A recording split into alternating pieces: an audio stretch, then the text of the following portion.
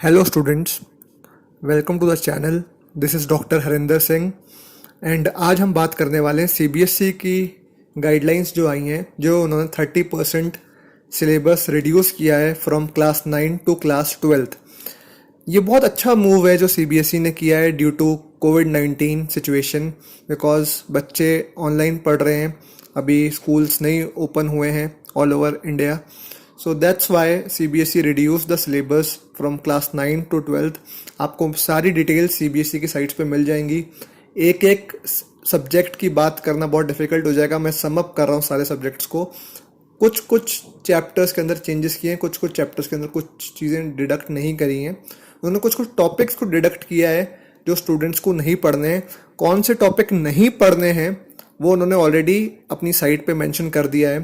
For example जैसे मैं बात करूं बिजनेस स्टडीज़ की, तो बिजनेस स्टडीज़ के अंदर से उन्होंने कुछ टॉपिक्स डिलीट कर दिए हैं from the topic like forms of business organisation 11th के अंदर में से choice and forms of business organisation को उन्होंने डिलीट कर दिया। उन्होंने ग्लोबल एंटरप्राइजेस को डिलीट कर दिया।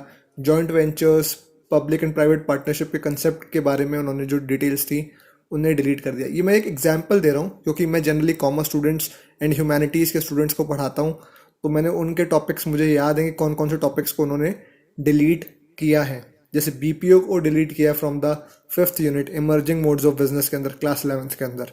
सो ये एग्जाम्पल मैं आपको दे रहा हूँ कि कुछ टॉपिक्स को डिलीट किया गया है। जो टॉपिक्स को डिलीट किया गया है उसकी लिस्ट आपको मिल जाएगी सीबीएसई की साइट पे, तो प्लीज़ साइट पे जाएं और टॉपिक्स को देखें कौन से टॉपिक्स डिलीट किए गए हैं, और उस हिसाब से आप अपनी प्रिपरेशन को आगे शुरू कर सकते हैं for the final examination in 2021 जो होंगे आपके उनके लिए।